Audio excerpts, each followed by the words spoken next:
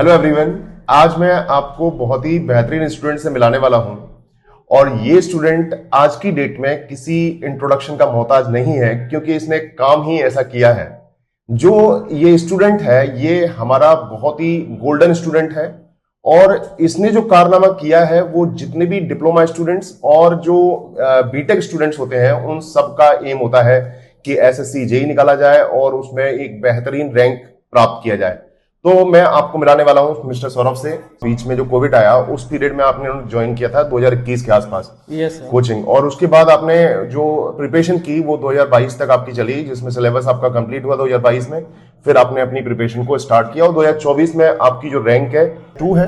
Yes sir, मेरी all India rank second आई है OBC category wise. Okay, OBC category में इनका जो रैंक है वो है 2 और उसमें भी सीडब्ल्यूसी डिपार्टमेंट मिला है। Yes sir. तो सौरभ, आपने जो कॉलेज था वो कहाँ आपने प्रिपरेशन किया, मतलब कॉलेज आपका कहाँ था और कैसा क्या ड्यूरेशन रहा उस कॉलेज का? मैंने 2017 में गवर्नमेंट पॉलिटेक्निक लातेहार से, जो झारखंड में एक डिस्ट्रिक्ट आता है लातेहार, वहाँ से मैंने अपना पॉलिटेक्निक कंप्लीट किया। मैं एक बेसिकली डिप्लोमा स्टूडेंट हूँ। 2017 से 20 मेरा सेशन रहा। उसके बाद ही मैंने 2021 में फर्दर 1 साल बाद, क्योंकि मैंने वो डिसाइड कर लिया था कि 2020 के लास्ट तक में जैसे कंप्लीट होना था, उसके बाद मैं एसएससी जेई की प्रिपरेशन करूंगा, क्योंकि इस डिप्लोमा लेवल पे जो हमारी एक एम रहता है कि एसएससी जेई कोई एसएससी जेई ही करना है, क्योंकि उसके अलावा और कोई ऑप्शन रहता नहीं है। स्टेट वाइज और कोई ऑप्शन रहता है कि आप स्टेट में आप जा सकते हो, तो सेंट्रल मुझे बहुत अच्छा लगा कि एसएससी जेई के थ्रू मैं जाऊं, एज ए जेई मैं सर्व करूं कंट्री को। तो मैंने 2021 में ही अपना कंप्लीट एडमिशन करवाया था पटना सेंटर में। तो वहीं से मेरी जर्नी स्टार्ट हुई है। मतलब आपका बेसिकली कहना ये है कि आप डिप्लोमा स्टूडेंट्स हैं और डिप्लोमा स्टूडेंट होने के बाद भी इन्होंने सेकंड रैंक सीडब्ल्यूसी में गेट किया है या प्राप्त किया है, और जो स्टूडेंट रहा है ये बहुत ही सिंसियर स्टूडेंट रहा है ऑफलाइन स्टूडेंट का। तो इससे मैं कुछ पूछना चाहता हूं कि अगर हम इससे कहें कि जो आपकी कठिनाइयां थी, आपकी जो स्टडी है उसमें क्या क्या चैलेंजेस आए, उनको और बताइए एक बार। कठिनाइयां तो सबके साथ रहती है, अप्स एंड डाउन्स हमेशा आएंगे। तो जेई के प्रिपरेशन के ड्यूरिंग जो भी है, मतलब फैमिली बैकग्राउंड मेरा बहुत हद तक उतना अच्छा नहीं था, मतलब कि जैसे भी हो पापा मम्मी जो भी है मैनेज करके मुझे पैसा भेजना जो भी है, क्योंकि यहाँ दूर रह के आप जब अपने गांव से एक आते हो एक शहर की ओर, तो वहाँ पे कुछ कुछ चैलेंजेस आपको देखने को मिलते हो, लाइक पैसे की थोड़ी प्रॉब्लम होती है। फिर भी जैसे भी हो फादर ने जो भी हो किसी तरह वो मैनेज किया। ओके, तो मतलब आपको चैलेंजेस सबके जीवन में आते हैं और इन्होंने जो है अपने उन चैलेंजेस को कंप्लीट करके अपनी स्टडी को बहुत अच्छे से सुचारू किया और अपने जीवन को बहुत ही उज्जवल भविष्य की तरफ लेके जा रहे हैं। अब इसमें हम कुछ पॉइंट और पूछना चाहेंगे कि अपने जूनियर्स को आप क्या मैसेज देना चाहेंगे कि आपके जूनियर्स किस तरीके से तैयारी करें कि उनका सिलेक्शन भी फर्स्ट या सेकंड अटेम्प्ट में हो पाए? बिल्कुल, सब कैंडिडेट का एक वो होता है कि फर्स्ट अटेम्प्ट में मैं क्लियर कर लूं, क्योंकि ये मेरा थर्ड अटेम्प्ट है। क्योंकि पहला मैंने 2022 में, जैसे आपको बताया था कि 2022 में मैंने कंप्लीट किया था अगस्त में, अगस्त तक में मे बी कंप्लीट हो गया था। उसके बाद मुझे 2-3 मंथ का समय मिला था। 2-3 मंथ के बाद फिर प्रीलिम्स का एग्जामिनेशन हुआ, मैंने प्रीलिम्स क्रैक किया था।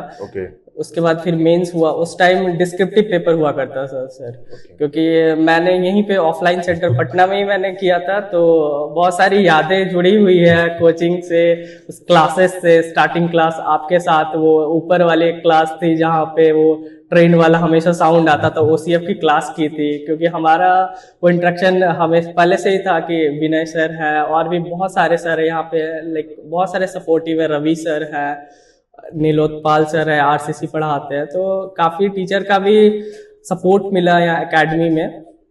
अच्छा, इंजीनियर्स एकेडमी और निम्बस लर्निंग से आपको क्या क्या बेहतरीन चीजें जो आपको याद आ रही हो कि जो सपोर्टिव थी और आपके लिए हेल्पफुल रही होंगी? जी, जैसे मैंने बताया कि ऑफलाइन 2022 के ड्यूरिंग में तो वो जो क्लासेस हुआ था उसमें बहुत सारी यादें हैं मेरी सर लोग के साथ, आपके साथ है। जब क्लासेस में एक इंसिडेंट हुआ था, मुझे याद है, जब ऑफलाइन क्लास मेंस की क्लास चल रही थी तो आप हमेशा क्या करते थे कि हर बच्चे को डेली 3-4 क्वेश्चन वो सेट हमेशा दिया करते थे कि आप जाओगे जितना भी क्लास में हुआ एक्स्ट्रा 4-5 क्वेश्चंस आप देते थे कि वो आप खुद से करके आना है। Okay. तो उसमें हर बच्चा एक सीट लेके आता था, सीट में आपको जमा करता, नेक्स्ट दिन आप उसको चेक करके उसको मार्क्स देते थे ताकि आपको एक कॉन्फिडेंस मिले बच्चों लोगों को कि कैसा वहां पे परफॉर्म करना है। तो मैं हमेशा एक अपना सबको नाम लिखना रहता था, उसमें मैंने एक लिखता था SK।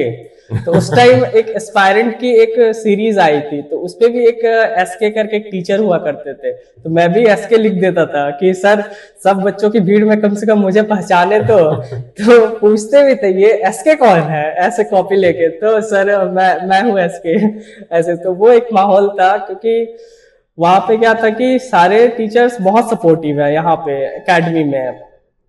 अच्छा, अपने जूनियर्स को आप मैसेज देना चाहें कि कैसे उनको तैयारी करनी चाहिए जिससे वो अपने सिलेक्शन को इंश्योर कर पाए? जी, non technical as well technical में क्या क्या तैयारी, कैसे तैयारी करनी चाहिए कि वो अपने सिलेक्शन को एक बार में दूसरी बार में गेट कर पाए? जी, तो जैसे मैंने स्टार्टिंग किया था 2022 में ही मैंने प्रिपरेशन स्टार्ट किया था, तो मैंने रीजनिंग की जो क्लास थी तो वो मैंने मोस्टली क्वेश्चन PYQ मैंने बनाया था, क्योंकि अगर आप PYQ बनाते हैं तो उसमें आपको क्या होगा कि आपको SSC के हर एक क्वेश्चन का पता चलेगा कि आपको किस सेक्शन से क्वेश्चंस आ रहे हैं।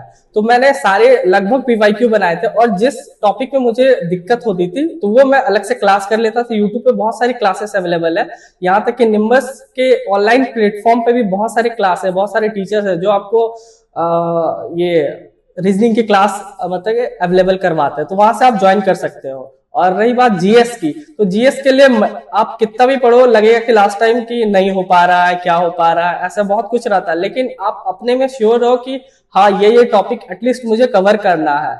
आपको सिलेक्टेड ही पढ़ना रहता है, बहुत सारे उसमें चीजें रहती है, लेकिन आपको सिलेक्टेड पढ़ के आपको वो पता चलेगा। आपको ट्रेंड फॉलो करना है, इसका मतलब ये है कि आपको ट्रेंड फॉलो करना है कि कहाँ से SSC क्वेश्चन अराइज कर रहा है।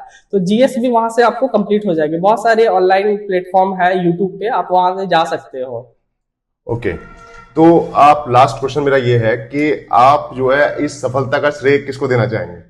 जी, इस सफलता का श्रेय तो इसके लिए बहुत सारे लोग मेरे मतलब कि मैं सबके लिए शुक्रगुजार हूँ। बहुत सारे लोग हैं मेरे इस सफलता के पीछे, जैसे मेरे फादर है, मेरी मदर है, मेरे यहाँ पे जितने इंजीनियर्स एकेडमी की टीम है उसमें स्पेशली थैंक्स मैं विनय सर का करता हूँ, रवि सर है, निरोधपाल सर है, और भी टीचर्स रहे, ट्रांसपोर्टेशन के थे, बहुत सारे टीचर्स हैं जिन्होंने मुझे हर वे में मुझे मदद किया।